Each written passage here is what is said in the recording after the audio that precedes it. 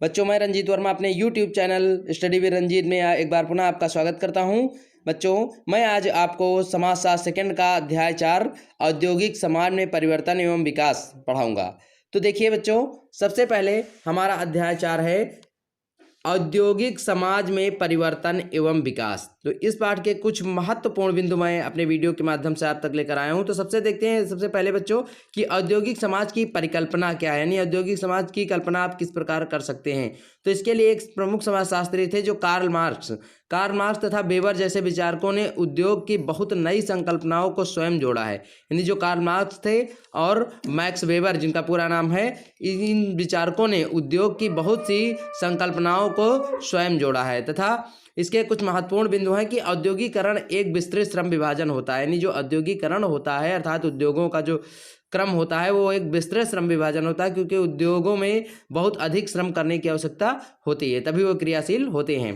तो दूसरा हमारा बिंदु है बच्चों, मार्क्स ने उस स्थिति को अलगाववादी कहा है जिसमें लोग अपने कार्य से प्रसन्न नहीं रहते हैं। यानी मार्क्स के अनुसार वह स्थिति उस स्थिति को अलगाववादी कहा जाता है जिसमें लोग कार्य तो करते हैं लेकिन अपने कार्य से प्रसन्न नहीं रहते हैं, अर्थात अपना कार्य अधूरा करके छोड़ देते हैं, उससे प्रसन्न नहीं रहते हैं। तो ऐसी स्थिति को मार्क्स ने अलगाववादी स्थिति कहा है। तो ये बच्चों महत्वपूर्ण बिंदु है, ये आ जाता है कि अलगाववादी स्थिति किसे कहा जाता है। तो इसमें आप कह सकते हैं कि मार्क्स के अनुसार उस स्थिति को अलगाववादी कहा जाता है जिसमें लोग अपना कार्य तो स्वयं करते हैं लेकिन अपने कार्य से प्रसन्न नहीं रहते हैं। तो ऐसी स्थिति को हम अलगाववादी स्थिति कहते हैं। समझ गए बच्चों। अगला है औद्योगिकरण कुछ स्थानों पर परिवर्तन लाता है। यानी औद्योगिकरण जो होता है वो सभी स्थानों पर परिवर्तन नहीं ला सकता, क्योंकि जहां उद्योग स्थापित किया जाता है वहीं पर ही औद्योगिकरण से परिवर्तन होता है। तो इसलिए अगला हमारा जो बिंदु था, औद्योगिकरण कुछ स्थानों पर परिवर्तन लाता है। तो यही जो महत्वपूर्ण 3 बिंदु हैं जिसको मैंने अपने वीडियो के माध्यम से आप तक पहुँचाने की कोशिश की है, ये भारतीय औद्योगिक समाज की परिकल्पना कहलाते हैं। ठीक है, अब आगे देखिए बच्चों, मार्क्स ने अलगाव की स्थिति किसे कहा है। मार्क्स ने अलगाव की स्थिति किसे कहा है। तो औद्योगिकरण में अधिकतर लोग अपने कार्यों को अंतिम रूप नहीं दे पाते हैं। यानी कहने का तात्पर्य बच्चों कि जो भी कार्य होता है, यानी मैन्युफैक्चरिंग का जो कार्य होता है, अर्थात जैसे आप कोई फैक्ट्री लगा रखे हैं तो उसमें से मान लीजिए थोड़ी देर के लिए हम साइकिल निर्माण ले लेते हैं। तो साइकिल का जो निर्माण होता है तो संपूर्ण साइकिल एक ही स्थान पर नहीं बनती, बल्कि उसके कलपुर्जे कहीं और से आते हैं और कुछ कलपुर्जे और अलग स्थानों से आते हैं। तो ऐसी स्थिति में औद्योगिकरण में अधिकतर लोग जो अपने कार्यों को अंतिम रूप नहीं दे पाते हैं, क्योंकि उन्हें उत्पादन के एक छोटे से कलपुर्जे बनाना होता है। यानी जो उत्पादन होता है, बहुत से लोग तो उसके कलपुर्जे का ही निर्माण करते हैं। यानी जो बहुत बड़ी बड़ी औद्योगिक फैक्ट्रियां हैं, जैसे टाटा ले लीजिए या अन्य फैक्ट्रियां हैं, तो संपूर्ण जो ट्रक बनती है मान लीजिए, तो उसका निर्माण संपूर्ण एक ही स्थान पे नहीं होता है, उसके जो पार्ट्स होते हैं वो अलग अलग से बनकर आते हैं। तो इसी प्रकार क्योंकि उन्हें उत्पादन के एक छोटे से कलपुर्जे बनाना होता है, यह कार्य अक्सर थकाने वाला होता है, क्योंकि जो छोटे छोटे कार्य होते हैं बहुत ही उबाऊ किस्म के होते हैं बच्चों, बहुत ही थकाने वाले होते हैं, जिससे लोग अपने कार्य से अप्रसन्न रहते हैं। यानी जो उनका कार्य होता है वो वही एक चीज़, वही पुर्जे छोटे छोटे बनाते रहते हैं, जिससे वो बहुत ही इनको उबाऊ महसूस होता है, यानी थकाव वाला कार्य होता है, जिसके कारण वो अपने कार्य से अप्रसन्न रहते हैं। इसके कारण भाई यही नीति अलगाववादी कहलाती है, क्योंकि यदि वो सारे पार्ट्स बनाते होते तो उनका जो मानसिक संतुलन है वो प्रसन्नचित बना रहता है, किंतु जब उनको एक ही कलपुर्जे बनाना होता है तो उस पर उबाऊ महसूस करने लगते हैं। इसी स्थिति को मार्क्स ने अलगाववादी स्थिति कहा है। समझ गए। यानी इसको आप दूसरे तरह से कह सकते हैं कि यदि एक कार्य किसी व्यक्ति को एक ही कार्य प्रतिदिन दिया जाए तो उस कार्य से उबने लगता है। यानी एक खेत प्रतिदिन एक खेल दिया जाए खेलने के लिए, या कोई कार्य करने के लिए दिया जाए, या एक कोई सब्जेक्ट पढ़ने के लिए दिया जाए, तो व्यक्ति परेशान होने लगता है, क्योंकि उसे कुछ नया चाहिए। तो ऐसी स्थिति में जो स्थिति उत्पन्न होती है उसे ही हम अलगाववादी स्थिति कहते हैं। जब वो उब जाएगा तो उस कार्य को छोड़कर अलग हटने लगता है। ठीक है, अब देखिए बच्चों, अगला है औद्योगिकरण से समाज में परिवर्तन। यानी औद्योगिकरण से भारतीय समाज में क्या क्या परिवर्तन हुए हैं उनको स्पष्ट करना है। तो बच्चों देखिए, औद्योगिकरण से कुछ स्थानों में सामाजिक परिवर्तन हुआ है। यानी जो औद्योगिकरण है बच्चों, उससे कुछ स्थानों पर सामाजिक परिवर्तन हुआ है, जैसे रेलगाड़ी, बसों और साइबर कैफे आदि में जातीय भेदभाव कम हुआ है। यानी औद्योगिकरण के द्वारा जो रेलगाड़ी है, इसमें भाई सभी जातियों सभी धर्मियों के लोग निवास करते हैं, जाते हैं, और साइबर कैफे में सभी लोग कार्य करते हैं, तथा जिसके कारण, या बसों पर बहुत से लोग कार्य करते हैं, जिसके कारण जाति भेदभाव कम हो जाता है, या मंदिरों में आप कह सकते हैं। यानी ऐसे स्थान जहां पर सभी जातियों को जाने का, कार्य करने का या सफर करने का संपूर्ण स्वतंत्र रूप से कह सकते हो स्वतंत्रता प्राप्त होती है, संपूर्ण रूप से स्वतंत्रता प्राप्त होती है, तो इसको ही हम जिसके कारण जाति भेदभाव कम होता है, तो इसे ही हम औद्योगिकरण का परिवर्तन कहते हैं या औद्योगिकरण से समाज में होने वाले परिवर्तन कहते हैं। क्योंकि औद्योगिकरण के द्वारा सभी धर्म और जातियों के लोग एक स्थान पर मिलकर एक साथ मिलकर कार्य करते हैं, जिससे जाति भावना जो अंतर जाति भावना उनके बीच में होती है वो समाप्त हो जाती है। ठीक है। अब बच्चों देखिए अगला हमारा महत्वपूर्ण जो बिंदु है, प्रश्न बनता है औद्योगिकरण की विशेषताएं लिखिए। यानी औद्योगिकरण की क्या विशेषताएं हैं, तो औद्योगिकरण की विशेषताएं निम्नलिखित हैं।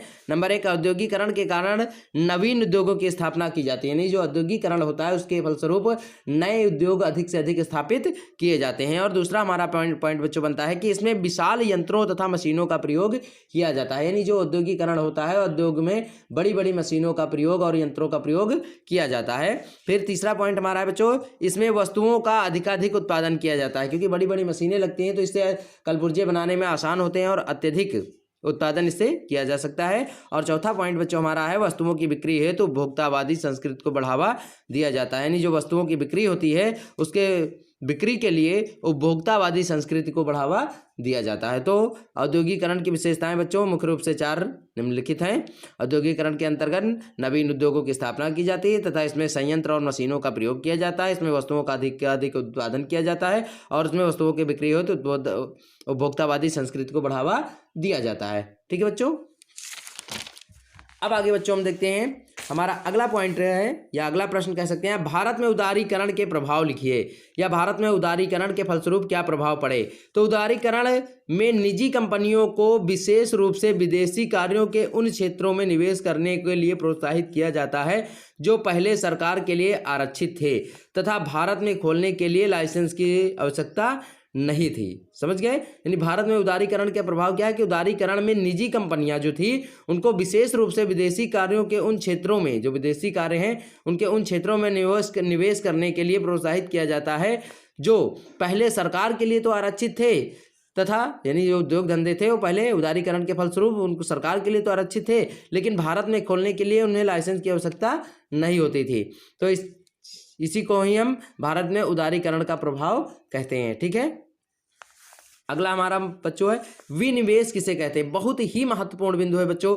विनिवेश का अर्थ क्या है या विनिवेश किसे कहते हैं। तो इसका अर्थ देखिए बहुत ही कम शब्दों में मैंने बच्चों बताया अपने वीडियो के माध्यम से कि जब सरकार सार्वजनिक कंपनियों के अपने हिस्से को निजी क्षेत्रों की कंपनियों को बेचती है तो उस स्थिति को विनिवेश कहते हैं। यानी जब सरकार जो सार्वजनिक कंपनियां हैं उनमें से अपने हिस्से को निजी क्षेत्रों की कंपनियों को बेच देती है तो ऐसी स्थिति को ही हम विनिवेश कहते हैं। ठीक है बच्चों। तो बच्चों एक अपना वीडियो पूर्ण करने से पहले मैं एक बात आपको पुनः बताना चाहूँगा कि यदि अभी तक आपने हमारे चैनल को सब्सक्राइब नहीं किया है तो कर लीजिए, क्योंकि मैं अपने वीडियो के माध्यम से आप तक संपूर्ण समाजशास्त्र का विस्तृत वर्णन इसी तरह पहुँचाता रहूँगा। और बच्चों कमेंट्स के जरिए लास्ट में ज़रूर बताएं कि हमारा वीडियो आपको कैसा लगा, जिससे हम और अधिक रोचक ढंग से इसे प्रस्तुत कर सकें। ठीक है। तो बच्चों अब हम आगे बढ़ते हैं। देखिए भारत स्वरोजगार कार्यक्रम क्या है। नहीं, भारत स्वरोजगार कार्यक्रम के बारे में संक्षेप में लिखिए। तो देखिए भारत सरकार के स्टैंड अप इंडिया तथा मेक इन इंडिया जैसे कार्यक्रम स्वरोजगार को संभव बनाते हैं। ये हाशिए पर खड़े अनुसूचित जाति, जनजाति एवं महिलाओं के लिए रोजगार के अवसर उपलब्ध कराते हैं। यानी जो भारत स्वरोजगार कार्यक्रम है इसके द्वारा भारत सरकार में स्टैंड अप इंडिया तथा मेक इन इंडिया जो कार्यक्रम लागू किए गए थे या चलाए गए थे या जिनकी शुरुआत की गई थी, जैसे कार्यक्रम स्वरोजगार को संभव बनाते हैं। यानी स्टैंड अप इंडिया तथा मेक इन इंडिया जैसे जो कार्यक्रम थे वो भारत में स्वरोजगार के लिए प्रेरित रहते हैं तथा ये हाशिए पर खड़े जो हाशिए पर खड़े हुए अर्थात जो कह सकते हो कि सबसे निम्न कैटेगरी के जो जातियां होती हैं, अनुसूचित जाति और जनजाति एवं महिलाओं के लिए रोजगार के अवसर उपलब्ध कराती हैं। ठीक है। क्योंकि ये असुरक्षित अपने आप को समाज में महसूस करते हैं, इसलिए भारत स्वरोजगार कार्यक्रम का मुख्य लक्ष्य क्या था कि हाशिए पर खड़ी जो जनजातियां थी उनको रोजगार के अवसर उपलब्ध कराना था। समझ गए। फिर आगे देखिए बच्चों हमारा अगला जो महत्वपूर्ण बिंदु है टेररिज्म किसे कहते हैं। ठीक है। या टेररिज्म की परिभाषा क्या है। तो देखते हैं बच्चों, इस व्यवस्था के माध्यम से किसी बड़े कार्य को छोटे छोटे भागों में बांट कर या तोड़कर कामगारों के मध्य विभाजित किया जाता है और कामगारों को समय से अपना कार्य करना होता है। ऐसी ही व्यवस्था को हम टेररिज्म कहते हैं।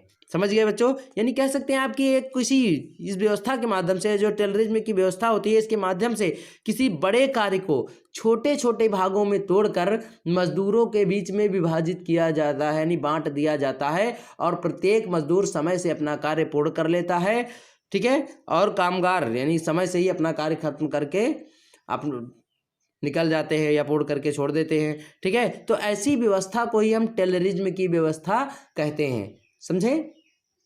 ठीक, जैसे उदाहरण के लिए आप ले सकते हैं कि कोई ऐसा कार्य यानी जो जिसको छोटे छोटे टुकड़ों में विभाजित करके विभिन्न लोगों को बांट दिया जाता है। जैसे शादी विवाह में आप कह सकते हो कि कार्यभार देखना, तो कार्यभार देखने के लिए कोई एक व्यक्ति संपूर्ण कार्यभारों को नहीं दे सकता है, इसलिए उसके लिए बहुत से लोग नियुक्त कर दिए जाते हैं कि उनको अलग अलग व्यवस्थाएं देखनी होती हैं और जिसके कारण वो समय से अपनी व्यवस्थाओं को पूर्ण करवा लेते हैं। तो ऐसी व्यवस्था को ही हम बच्चों टेररिज्म व्यवस्था कहते हैं। इसको इस प्रकार आप लिख सकते हैं। ठीक है, अब देखिए बच्चों, अगला प्रश्न हमारा, घरों में होने वाले कार्यों का विवरण दीजिए। यानी घरों में होने वाले कार्यों का विवरण किस प्रकार दे सकते हैं। तो यह कार्य आर्थिकी का एक महत्वपूर्ण हिस्सा होता है। यानी यह जो कार्य होता है घरों में, ये घर में आर्थिकी का एक महत्वपूर्ण हिस्सा होता है, क्योंकि इस कार्य में ज़्यादातर बच्चों, छोटे बच्चे और महिलाएं ज़्यादा इस कार्यों में रुचि लेते हैं, जिसके कारण घर की आर्थिक स्थिति में वो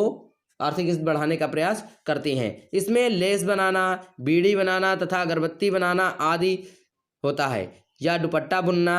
ऐसे यानी छोटे छोटे कार्य जो महिलाओं के द्वारा घर के अंदर ही संपादित, या नग जड़ना, कढ़ाई करना, छोटे छोटे कार्य जो घरों में बच्चों और महिलाओं के द्वारा, या जरी का कार्य जो किया जाता है घर के अंदर ही। ठीक है, तो ऐसे कार्यों को हम घरों में होने वाले कार्य कहते हैं, जिसके अंतर्गत घर की आर्थिक स्थिति को बढ़ावा मिलता है। ठीक है, इसलिए यानी यहाँ पर देखिए ये कार्य घर पर औरतों तथा बच्चों के द्वारा ही करवाए जाते हैं। ठीक है, ऐसे कार्य ही घरों में होने वाले कार्य कहलाते हैं। तो बच्चों, हम अपने इस वीडियो को यहीं पर विराम देते हैं तथा हमारा जो यह वीडियो पार्ट 1 यहीं पर समाप्त होता है। पार्ट 2 का वीडियो पाने के लिए यदि अभी तक आपने हमारे चैनल को सब्सक्राइब नहीं किया है तो कर लीजिए, और एक बार पुनः हम रिक्वेस्ट करते हैं आपसे कि वीडियो अंत तक देखें तथा अंत तक देखने के बाद कमेंट्स के जरिए ज़रूर बताएं कि हमारा वीडियो आपको कैसा लगा। धन्यवाद।